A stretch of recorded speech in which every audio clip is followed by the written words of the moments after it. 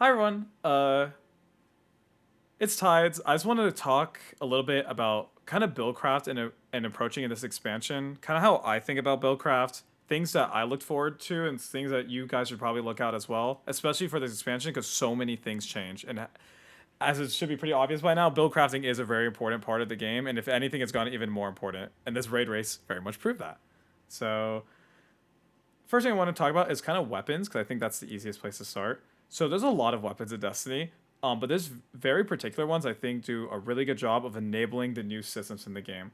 So we have a new ammo meter system that really helps to generate a lot of ammo because there's no way now to generate ammo for teammates. There used to be a scout brick here, and what it would do is every time you generate a heavy, you give one to your teammates. That is like completely gone. That is just not part of the game anymore. So it's really important that you're generating as much ammo as humanly possible, right? So a really important thing to look at is going to be this new stat called the ammo gen stat. Every single gun has this, and it ranges from 0 to 100. There are certain guns that, and from what I can tell, it's individually tuned, or at least each weapon differs very greatly. And there are ways to increase this ammo gen stat. I mean, for example, there's this new mod that increases by 10. This mod increases it by 5, but you get some mag. Stuff like that to really up this ammo gen stat. Um, the the system has a lot of like nuance to it. I can't lie, but the biggest thing to understand is if the gun has a higher ammo gen stat, it's gonna make more ammo. And it kind of reads it here. Primary weapons generate the most progress because when you shoot a primary weapon, right, it can't feed ammo to itself, so it's only going to feed ammo to like an your special and your heavy weapon, right? It gives more progress. But let's say I'm getting kills with a rocket sidearm, it's gonna end up giving more ammo to the heavy weapon than feeding into itself, right? That's what the tooltip reads, right? Heavy and special weapons generate additional progress towards the ammo type they do not use. All right. What I found out through my testing, and I'm gonna be really honest, I was very surprised a lot of day one teams didn't do this, is that I actually think double special got even better through this new system. And the main reason is that there are a lot of primary weapons that do not have a high ammo gen stat whatsoever, right? So I pull out this random AR. It's 57. I can increase it, and there's other ways to increase it too, right? Like this chest piece mod, for instance. But I would never recommend using these, as I think resists are just so much stronger. Um, so for instance, a gun like this AR that has 57 ammo gen stat is literally going to gen less ammo than my Tanashas, right? With 96 ammo. And I can assure you this gun kills 10 times faster than this gun. I actually want to show it how bad the kill difference is between these two guns, right? Let's do Vex because that was part of the raid, right? So I just kind of failed to realize why you would want to use a primary weapon too much when you can literally just use a special weapon to accomplish the same thing, right? Like, I'm using my mag to kind of dump it to these ads. Like, yeah, I'm killing them a lot, sure, but I can literally use a rocket sidearm in one shot every single ad. Play so much more floaty, right? And just spam this and generate more ammo for myself. Obviously, the ammo meter, so obviously, the ammo meter in the shooting range isn't reflected too accurately, but yeah. So what I would recommend is to almost always double special. Now, there is a kind of a dance you have to do with double special in this game now, right? Because it's this ammo meter, because you don't have an unlimited ammo weapon like a primary, balancing it's very difficult. And the best way I found is that there are certain perks that are going to push your weapon super, super, super up there to make this ammo gen stat really high. So for instance, this air trigger perk, it adds 40 ammo gen, which is insane, right? On top of giving you pretty much max reload when you jump, you're literally are going to just spam out ammo like it's nothing. So even if this is genning less special ammo, it's going to make it up in the end because you're killing things so quickly, because you're able to just get so much more value per kill with the ammo gen. There's also field prep, which is a really strong perk. I love this. This is a item I kind of wanted to use really heavily in the raid. It has field prep. So look, it also, I mean, again, every ammo gen stat number is different, but this one's only 47. So it's really insane to see like a perk like this be on a gun that can just pretty much like, I'll sacrifice some reload. Like, I don't know if you ever reloaded a rocket sidearm, for instance. It takes 1 second and I can make it even quicker. So reload and all that doesn't matter. So why not make it just gen more ammo, give itself more special ammo? I think helmet mods, I'm gonna go mods more in the future. But it's really important to like kind of make sure you have two or one of these. I think this siphon mod from the artifacts really helps. But having like one of each, or let's say you're in a counter that you know you need to get heavy ammo bunch, just run double heavy. But I typically like to just run around with this. If it's an encounter that I know heavy weapon is not a heavy ammo is not an issue. There are a lot of really good special weapons. If you're Wing on Warlock, like obviously a trace is like essential. But I think rocket sidearms are super, super, super duper strong. On top of, I think rocket sidearms are really strong. I think traces are really strong because they have a shoot to loot property and they just have 500 ammo of a hit scan. So if you need to shoot a mech, which happens a lot in the raid, or you just need like just want to tag a lot of things, it's really strong for that. Mainly because tagging, like if I shoot an enemy, right, and someone kills it, it counts for 80% of my ammo meter still. So it is really important to have a weapon that can tag a lot. But obviously, like my gun for here doesn't have a lot of ammo gen, so it's not going to be as impactful as killing something with my Tenacious as 96 or a gun that has a higher ammo gen stat. And again, you can up this stat with abundant ammo and stuff as well. And there are good primary weapons too. This weapon is from the Pale Heart destination. Look, it's a 99 ammo gen weapon, and it's a primary, so it's going to generate even more special than my Tenacious. So it's something to just keep in mind if you're really struggling with ammo or you really want to be able to build into it. There are so many ways to like enable yourself with it. Kind of before I get off weapons, because it's obviously like heavy damage weapons, but that's not too important. This rocket pulse is very, very, very, very, very good. You can get this through Encore, through Pinnacle Ops, through any world drop it drops. I think as long as it's in Pinnacle Ops and Portal, it literally does everything, man. I just want to show you for reference the difference. Where's the Wyvern? I saw this day before the race. We were testing this with my team, and my jaw literally dropped on just how different it is. And I also don't know if it's bugged, right? As you see, the Pulse has 17 ammo. Again, don't know if it's bugged. It only takes 3 special bricks to fill this thing up, which is absolutely insane. I think that's without a scav as well. So here's a Wyvern, right? I'm going to shoot this rocket sidearm and see how long it takes. 2, 3, 4, 6, 7, 8, 9, 10, 11, 12 shots of this rocket sidearm, right, to kill him. Let's try it with this rocket pulse. I guess my has elemental honing, so it's going to be doing... I mean, let's look how much it's going to be doing, right? I'm pretty sure it's going to be 2.5% more damage. Mince Retrograde? Yeah, 2.5% more weapon damage, so I guess. But look at this. Ready? Same Wyvern. So, obviously, a lot quicker to kill. It also, since the ammo on this gun is so much smaller, it's just going to end up getting more damage per brick. You're going to get more value out of this gun when you need to kill majors. So I would really recommend this gun. And there's a lot of good perks on it. I think I already have Foundry up. Perfect. And something to keep in mind now, right, is that these enhanced perks, like Envious Arsenal, dealing damage with both weapons refills it. Okay, yeah, sure, that's like kind of useless. But look, oh, okay, now I get 20 more ammo gen. This chain reaction perk, I get another 20 ammo gen. I put the mod on. Okay, wow, there's even more ammo gen, right? You can build up these guns to just spit out ammo like it's nothing. Close the tabs, it's bang. I do truly believe this is the best roll because this gun does not need any reload. It's a very, very quick reload, right? Literally, like that's so easy. So I think having a stat that gives ammo, as well as a gun like elemental honing, it's so easy. I am telling you, it is so. Like here is me walking around with Arc Warlock or Solar Warlock most of the time. I snap a target to get Radiant. I shoot something with a trace. 3x honing. I can literally now 2 burst this Wyvern. Okay, well, as long as I don't miss, right? But, like, you can literally just annihilate. And that's no kill. I didn't kill anything to do that, right? I didn't have to use, like, Master of Arms to ramp that up. I didn't have to use 1 for all to shoot 3 targets. Yeah, so, I mean, you don't need the best roll on this gun. I think this gun does a lot of carrying. This Origin trait is also really good, too, right? But, you don't really need, like, the best perks on this gun, but I'm telling you, it is this roll. It is 1,000,000% this roll. And you do want it like tier 2 or higher to get enhanced. Rewind fills the mag on pulse. Yeah, I mean, that'd be good for like a damage rotation on the pulse, but I think for just normal play, it probably isn't too great. Okay, I think that's weapons. There's a lot of rockets or LMGs and stuff that kind of have like a cycle and things that matter. The biggest thing to kind of realize is you're on an arc subclass or on prismatic, and you have an arc aspect, grenade, or melee, you can get amplified through 3 kills. So I have Prismatic here. Show this real quick. Right? And look, nothing is arc but my Lightning Surge. But by running an arc LMG, I can kill 3 things. 1, 2, 3. Okay, sorry, 4. And I get amplified. And if you don't know, amplified is very, very, very, very, very, very, very broken. It gives you 15% DR just for existing. And when you sprint like this, the ads shoot you a lot less.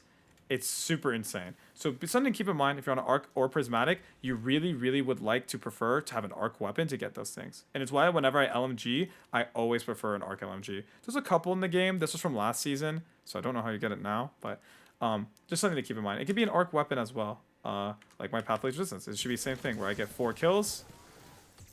Wow, look, now I get amplified. And every extra 4 kills will extend this duration, right? So right here will extend it. And that DR is very, very, very strong and very easy to spam. Titan gets it really easy because Knockout instantly gives it to him. But yeah. Something to keep in mind with weapons. Something, whenever I'm looking at weapons now, that's something I really care about. Is ammo gen stat, what perks are enhancing its ammo gen, and obviously its lethality. Because I'm not going to sit there plonking with the primary when I can just 1-shot or 2-shot it with my rocket sidearm. Okay. Classes, something I've been asked about super, super, super, super much is what is good on classes, what is the best class, blah, blah, blah, blah, blah. The biggest thing I would say is this. It doesn't matter, right? It matters for your playstyle, it matters for what your team needs, but individually, they all have a place in the game. An end game, in a raid, in a solo mission, in anything imaginable. Even PvP. Every class has a place. I have been Speaker Sight Warlock ever since it came out. Not to sort of smirk a little bit, right? But I won Vesper's host, and I ran it the entire time. It is such a good build. Okay, so maybe not now. Maybe not now. It's very, very important to use Speaker Sight, as it is the best way to enable survivability for yourself and your team, right? Speaker Sight did get nerfed from this patch, where the turret will now... I need something that can actually damage me. It got 2 nerfs, right? So the first nerf is that this turret will never shoot me if I'm full health. It never, never, never, never, never will happen, right? But if I shoot myself, it will. See. And the other change they made, this was before the last dungeon, but for this expansion, they made it so that turret lasts, instead of 15 seconds, 10 seconds, which means it seeks you less. I am telling you, as a warlock that loves everything about speakers, and if anyone knows Solar Warlock, it's me, man. I'm telling you, the nerf is nothing. It's still the best thing to use in neutral for survivability, especially if you're in an encounter, which biggest surprise to a lot of them, where you really want a Well of Radiance, right? I mean, even Song has a lot of really good applications, and something a lot of people don't realize is, yes, Prismatic has Song of Flame, right? But there's no way to give your teammates Radiant, right? Unlike Solar Warlock, where as long as you're running Song and have torches, you'll give your teammates Radiant just for snapping a boss and hitting them. That doesn't happen on Priz. So no matter what, Solar Warlock almost always has value. I'll go into the other things in a second. I'm going to go over every class. But yeah, Speaker Sight, super, super, super, super good. It's essential, in my opinion, in any day 1 race that you have a Speaker Sight, because it enables your neutral and it enables your other teammates so much, right? My friends that are playing Titan or Hunter that don't have a way to self-heal themselves, I can just have a way to essentially heal them for free. So Speaker Sight is super, super, super good. I'm not going to spend too much time going through each build. This one I will, because it's my baby, and I put a lot of time and Buildcraft into it, but you don't need to worry. I'm not going to put as much time in the other ones, because the theory and the ideas are very similar. Okay, Speaker Sight Warlock, Well or Song, like I said, these 4 fragments, in my opinion, are like, there is like 1 fragment, which is going to be this one, that you can change. Torches is an essential because it gives your teammates a 20% buff, including yourself, anytime you snap. It's super awesome. Solace, Radiant and Restoration lasts longer. Yeah, I probably want my Speaker Sight turret to last a little longer in terms of its healing it's providing. So very, very important. And kind of the carry of Solar Warlock in general, the Ember of Benevolence fragment.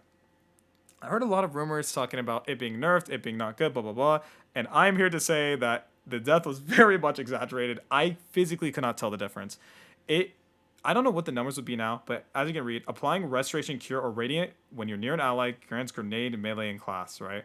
It is so insane. It is unbelievable. Because as you can see, when I throw a nade on someone, it will trigger that. If it heals someone, it's going to trigger that. If I snap near someone, it triggers that. If I Phoenix dive near someone, it triggers that. My whole kit can proc this perk constantly. And when it does that, it just feeds into my grenade, melee, and class even more. It just makes it like I'm like on like Transcendence almost, right? It's so good. So yeah. This fragment, the last one, it kind of depends. I think Searing is the best because defeating scorched targets creates melee energy. And big surprise, that's pretty good because fire sprites give you nade energy. I mean, my baby was as a Baron action. It has Incan. It's gonna trigger this perk really often. I don't want to come out with this one. See, I get a fire sprite, and this is obviously the artifact doing a lot of the lifting, but I just wanted to see how much nade energy I get from this. Oh, okay, right. And that was for one kill, mind you. One single kill. I just got half my speaker side turret back. So something to really think about and encourage. I think this is the best. You get class, you get fire sprite, and you get melee energy for every single scorch target you kill. It does 3 beneficial things without hurting you. I know a lot of people like ashes, but like, okay, what my incan does more. Like it does, to me, it does nothing. And it gives 1 benefit. Singeing, I'm telling you, you're not using your Phoenix Dive on cooldown. And again, 1 benefit, right? But this is giving you 3 things at once that are all beneficial that all play into your gameplay loop. Super important. When it comes to aspects, I'm not gonna spend too much time. If you run Helion, I'm here to tell you, it is a self-report. It is not good. If you run Helion, you need to stop running it. I have been proclaiming the word. It is not good. It is not good. It is not good. It is not good. If you don't know why and you don't see why, that is fine. But I am telling you, it is not worth it. Icarus Dash is the best movement tool in the game next to Eager Edge, and you do not need a weapon for it. The amount of times you can dodge out of a wyvern, dodge to cover, dodge a mech, dodge into a mech, jump through the portals during the raid, the encounter. It is so insane. It is, in my opinion, an essential in easy, hard, in any type of contest, solo group play. It is so insane. Icarus Dash is it. It's a lock. I also think Touch of Flame is one of the best aspects ever made in the game. We're going to go into another build not too crazy later, and it's going to be the Starfire build, but it is so insane that anytime I can put the speaker sight down, right, I'm going to get Cure ×2, right? But let's say I'm weak, I'm running around, I can now get ×2 Restoration shoved up my ass, right? It's like the way I like to see it.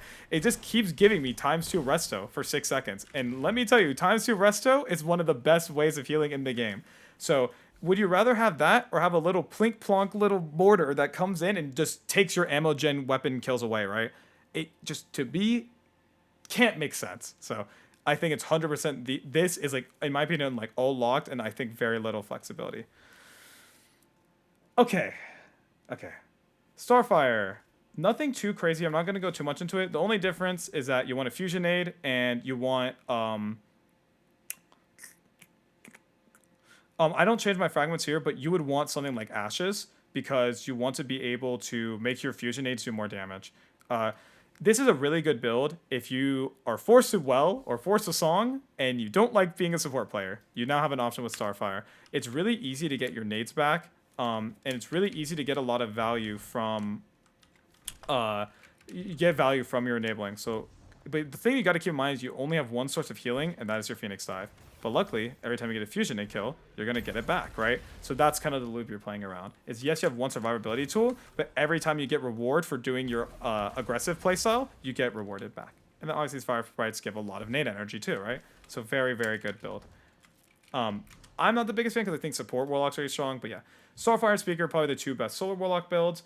And then the third best one, Arc Warlock, I love. I'm not going to go too much into it right now. I have a Vesper video. It's in my Vesper's World's First Buildcraft video. I talk a lot about Arc Warlock. Not much has changed. It's just I do think Geos are kind of like just a replacement for Vesper Radius. But again, I don't think this is actually too strong right now, especially when we had a raid where there's not a single non-boss encounter. Because you're not going to be Chaos reaching a lot of bosses. Very fun build, though. But my build video that I made back then is very similar to that now. And then there is Priz Warlock, which I guess I don't have on me. But pretty much the idea is just this, right? You run Lightning Surge, you run Devour, and you run 2 ways to heal yourself and Thread and Needle. Arcane Needle to get 3 ways to slide. The fragments and stuff, it's like these are what I really, really, really, really like. Especially on Nova, you get Overshield, you get DR, you get Light Energy, you get Courage. In my opinion, these are all essential. It's just this one you can try to interchange. If you really want Radiant, that's fine. If you really want to debuff things during Transcendence, which I love, I think being able to transcend and debuff is super, super strong. I would take this. The gameplay loop for this one's really not crazy. You really want this kind of class item. Do I have Inmost on me? There we go. You want like a Syntho Inmost class item. But Assassin, I think, is just as good, honestly. It really helps with survivability. And you can tune your stats to be really crazy for that. Okay, I'm going to really quickly do my other characters. Nothing too quick. And then we're going to go to stats. On Titan, there is 2 main builds, in my opinion. There is the Crest of Afalupi Arc Titan, which is just about abusing the Storm's Keep and getting constant Bolt Charge barricades. Very, very strong because Crest of Afalupi feeds back your barricade when people are doing damage behind it. And you kind of get like this heal pulse every time you pop it. It's almost like a heal nade just for popping your barricade. Super, super strong. And it gives Arc Titan a really easy way to survive and refill back his barricade. And you can swap to Kyrus, and now you have the best damage super in the game. Super, super awesome. Arc Titan, in my opinion, is so insane. Our team had so much theory going into it that it was essential for every encounter, and I was really glad to see it pay off. The other build is pretty simple. It is just a classic Syntho Inmost build on Titan. This is probably the build that everyone should know by now because it dominated the sandbox for a whole year. I am here to say that the nerf on it did not matter. It did not matter. It did not matter. It is still super, super insane. Something I do want to highlight, though, is this artifact mod right here. Cauterize Darkness. Stasis or Strand debuff. Non-boss targets take increased solar damage. If you run a chill clip weapon, you can pretty much shoot a chill clip at a boss. Sorry, a non-boss, like a Wyvern or something that can be finishered. Then Consecrate Slam, and now your Consecration just did 30% more damage. Something to really keep in mind, and that's really strong. Something to also keep in mind on Titan is that Transcendent, this in my opinion, is the best Transcendence out of the 3 classes because you can just add clear and suspend every living thing in sight. So very important to get your darkness. So you really, really, really need Glacial Nade. And from what I've heard from people, this fragment right here, getting kind of more darkness energy is really, really strong because it's really hard to build darkness right now if you're not building into it correctly. So those are 2 Titan builds. Again, Titan is kind of like the more damage aggressive playstyle. I think Warlock is the more support playstyle, and then Hunter I think is the more individualized role. Whenever you need to do something solo or have your own mech to yourself or just doing solo content, I really think Hunter is the best, and that's mainly because of this class setup right here, which is Inmost Atrachni. It's really, really strong. A lot of people were coped on Gifted back then, and I'm glad to say that people have finally realized that this thing is garbage and this thing is awesome. The idea with this is that anytime you use your nade, you get woven. And big surprise on Prismatic Hunter, grapple nade's pretty good because you don't have to use your nade fully. And grapple is something you want to use a lot, so you're always getting woven. On top of the fact that Inmost feeds your stuff a lot. So yeah.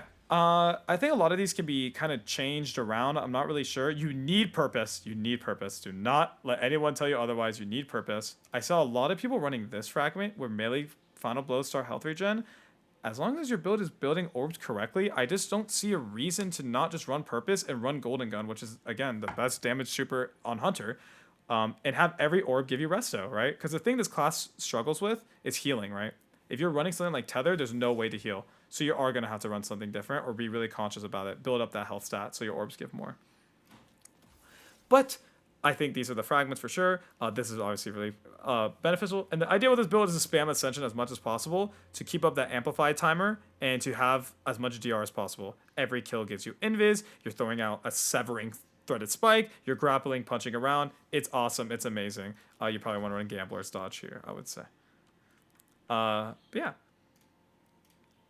Courage or Dawn. Courage is, in my opinion, the most essential prismatic fragment. If you don't run it, you gotta start running it. It just gives pretty much how it works. Arc Solar avoidabilities deal increased damage to inflicted darkness debuffs. There are a lot of ways to darkness debuff. Unravel is a darkness debuff. Shooting one chill clip at a guy is darkness debuff. This fusion I have with chill clip applies darkness debuff, and it makes it so my Nova Bomb, my slide, the consecration melee, a golden gun, a T crash, it makes it do 10% more damage. That is a very good, healthy amount for something that's really easy to do. I just shoot one sidearm at something. I shoot one fusion at something, and just easy 10% for my Nova Bomb, 10% for my supers. So, yeah, always please run courage. Okay, stats is hard because we have not been able to build into it very much because we've been very limited in terms of our time and just we haven't been able to get a lot of tier 4 stuff, right? Unless you really get good grinded light and even that. Um um um so what those stats look like. So it was a good big concern how much super stat do you really need to keep up each damage phase. But I'm here to say that super is actually not as important as you want. But a big thing they probably saw in this race is that loadout swapping matters, right? It matters a lot. So what you should keep in mind is that your superset doesn't matter here, but when you're doing your quote damage loadout, yeah, you kind of want your super to be up there. These stats like health, melee, class, and all that, it's really hard to say. It really depends on the build. Like again, if you're on Arc Titan who's spamming barricades, you probably want a good amount of class. If you're on Ascension Hunter who uses their class ability to get amplified, you probably want a lot of class. If you're on Warlock Speaker Site, you probably want a lot of nade. Like stuff like that is very like basic. I think the more important thing is this weapon stat where you're getting anything over 100, you're kind of getting reload handling and damage. And what I found is that with these stats, it depends on the class really. I think Warlock benefits the most from having high weapon because big surprise, I don't need these other stats that high. As long as I have 108, I'm kind of chilling. So get this weapon stat as high as possible is super beneficial. Getting more breaks, getting more breaks means more ammo for better neutral. Because especially on Speaker Site Warlock, you have no way to kill things outside of your one little snap, right? Because you have a support as your other cooldowns. So you need your weapons kind of going crazy, right? That's why the Rocket Pulse I think is so crazy. And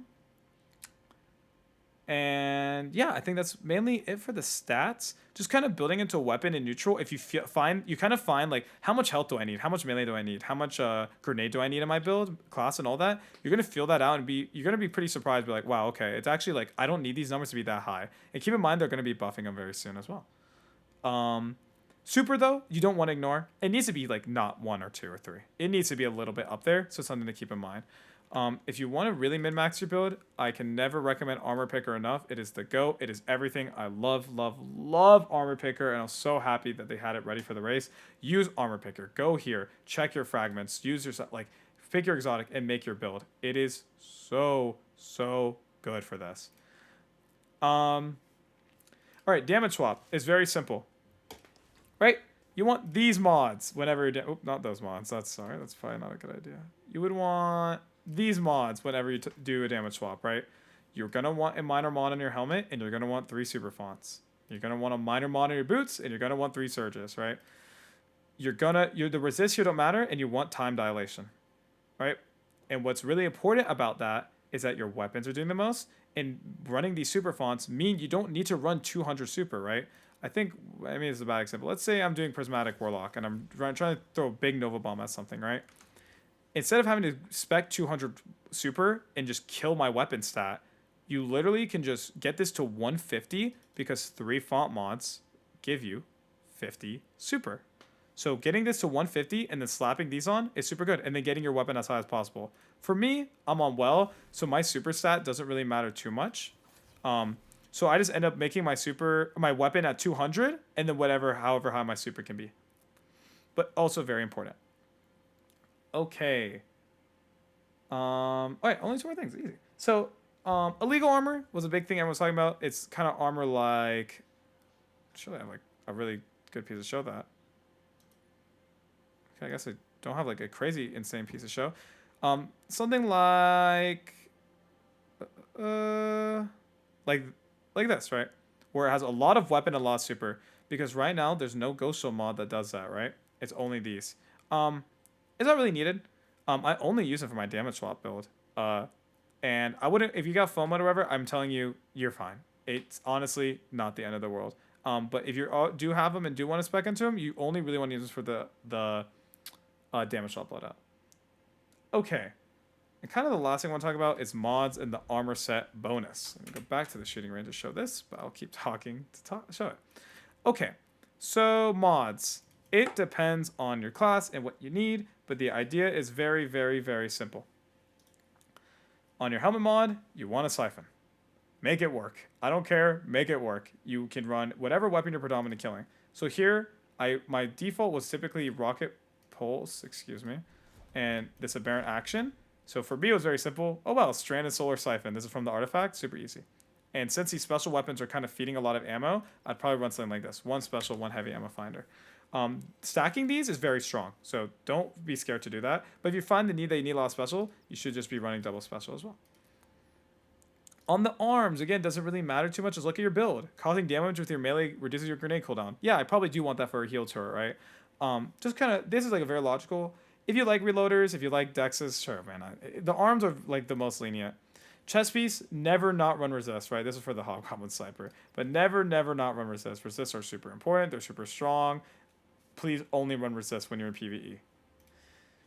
For boots, I think this is where a lot of the build craft kind of gets kind of weird and we don't really know yet. But the way I like to think about it, I like double scav because I can use a scav for both my heavy and my special, right? Let's say I'm running Thunderlord, which is a very strong weapon in this raid. Now my boots, every time I get a heavy brick, I can get more Thunderlord. Every time I get a special brick, I get more for my rocket sidearm. Because remember, there's rocket pulse.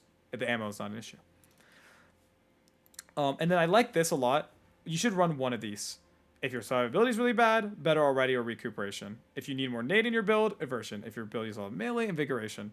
If you're using a lot of cosmetic, insulation. Run one of these because the way you should be build crafting this game is that orbs are going to be everywhere, and you want as much value from your orb as possible.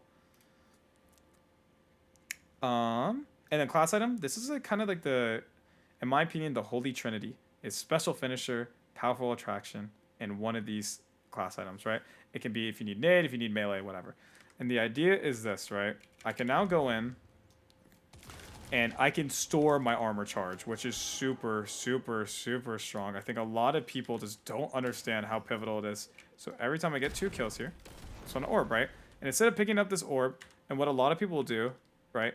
I can keep my armor charge. What a lot of people like doing, I've seen, like, I think that's a lot of top teams doing this, and I really disagree. It's like, oh, why not run some super fonts to make them a super? Why? Let's say I'm running Starfire. Why not run some grenade font mods in neutral? And I'm here to say, I just think storing an armor charge means so much more. Proximity ward is good. You can run proximity ward. He's talking about this class item right here. The finisher. This one, sorry. Where finisher overshield? Sure. I've never felt it. I've never died doing a finisher. And if it has, I can count on a single hand how many times I've died to a finisher. But if you feel the need to have it, go ahead. But pretty much the idea is that you want to store these armor charges because one, right? Let's say it's about to be DPS. I have armor charge. I can swap to my DPS build. And would you look at that? I'm already having armor charges that are feeding my weapon surges, right? Which is super cool. So now I'm getting like that solar weapon booster free. Something to also keep in mind is this special finisher, right? I can get a finisher, and now I get special. And let me tell you, it is so easy to spam special finisher if your build is just running enough siphons. If you got some titans that have some heavy handage, right, that are punch killing. If you have some hunters that are running some nice, like a nice melee build, some grapple punch build, orbs should be everywhere in your arena whenever you're playing this game, especially in group play. So why not just have it so every 3 orbs you're just able to get more special for yourself, right? So very important. I think a lot of teams, a lot of people just I don't understand how double special is not the way moving forward. And keep in mind, my team and stuff, we've only ran primary weapons until this expansion. We always believed primary was the king. I just think with the ammo system and how much special finisher you can spam, plus the scavs, plus your helmet mods, you can run like double special, blah, blah, blah, blah. Like, I think double special is king. It's not going to be easy again, but it is worth the value. And then armor set bonuses. There's not a lot in the game, but I'm going to kind of leak a pretty cool one that we found that a lot of teams just didn't really know about or worry about. And it's going to be the Kepler set, right? The Kepler set. After getting a final blow with a rocket grenade launcher, sprint for a short time to gain speed booster. So speed booster gives DR. I don't know if you know this, but if you're sprinting during speed booster, you get DR, right? Okay, pretty cool. What's really important on Solar Warlock is that there's absolutely no way to get DR, right? The only way you have is healing. And DR, aka damage resistance, is really strong in the game. So, man, I really wonder if there's just a way to get some DR on Warlock without the need for my teammates, right? When I'm doing my own thing, because I'm the support player, right? They shouldn't have to support me. What can I do? Well, I can literally get one rocket sidearm kill, and now for 15 seconds, I can sprint at any time, and boom, now I'm getting speed booster, and now I have 15% DR when I need to relocate, when I need to go and like throw a new heal turret for someone. Super, super strong. I don't know how anyone was ignoring this on Solar Warlock. It's honestly insane. But something even crazier was this one. So this set is given from doing the Mythic campaign quest, and it's the Mythic armor. And pretty much what you can now do, the same activation requirement. Any final blow will give you any rocket sidearm kill will give you temporary decrease in incoming damage. This pretty much gives you a concussive mod for free, and even slightly better actually. And all you have to do is kill one ad. And now for 15 seconds, I take less damage from Splash. And let me tell you, especially with Vex, Minotaurs are doing Splash, Wyverns are doing Splash, Hydras are doing Splash. Splash damage is very, very, very strong and very important to worry about against Vex, which is the whole raid. And this set, literally just for one kill, gets it. How do I respawn these targets? It's this one, right? Oh, here we go. Keep in mind, the Rocket Pulse will also activate that exact same requirement, making the Rocket Pulse even better. So very, very good armor bonus. If you're trying to min-max a build, I would really recommend these two. And guess what? It enables the double special playstyle even more. So as you see, a lot of my armor here is from Kevlar because of it. You can go to Kevlar. You can go, when you are doing these things, you can literally go here and you can focus at this vendor each armor piece. So you can min-max your build like as much as humanly possible because you can choose each piece and like gamble what you want. I also think it's important to understand that there's going to be new armor set bonuses in the future. So kind of seeing how that's going to enable and play and benefit your playstyle is really good. Like for instance, this raid set one. Right? These three aren't going to affect Warlock too much, but Radiant and Resto have an increased duration. It pretty much gives you this fragment for free. Wow, that sounds pretty good to me. And now you can trade it for something like, in my opinion, it would be Mercy. Where's Mercy? This one. Picking up a Fire Sprite grants Resto. And you saw how easy it was to get a Fire Sprite, right? Anytime I'm getting Scorch kills, anytime I'm able to get a weapon kill or a snap kill, which is very often, I'm creating Fire Sprite. So now I can get this insane heal and snap uptime, right, running that armor set bonus, but I can also heal myself as well. So something to keep in mind in the future of this game, just like how these armor set bonuses are going to enable your class. But yeah, that's pretty much it. That probably was longer than it probably needed to be. But yeah, I would really recommend it. Farming this stuff, it's really important. There's an armor tier system, right? And it's really important. Like you can tune it in like the total stuff, but tier 3 is about all you really need. You get tier 3 from doing the Mythic campaign quest. You can do tier 2 as well, but if you're really trying to make these builds as efficient as possible, tier 3, tier 3, tier 3. So just something to keep in mind. And yeah. Appreciate everyone watching. Thank you so much. Leave a comment if you have any questions. I love Buildcraft. I will try my best to answer. But yeah, be conscious about Buildcraft. Be aware. It's a really important part of the game. And if you ignore it, you're going to have a worse time. So why not enable it? Why not build into it more? Why not be conscious about your Buildcrafting? Right? You're only going to get more rewarded and be a better player because of it. And a better teammate. So yeah. All right. Thank you, everyone.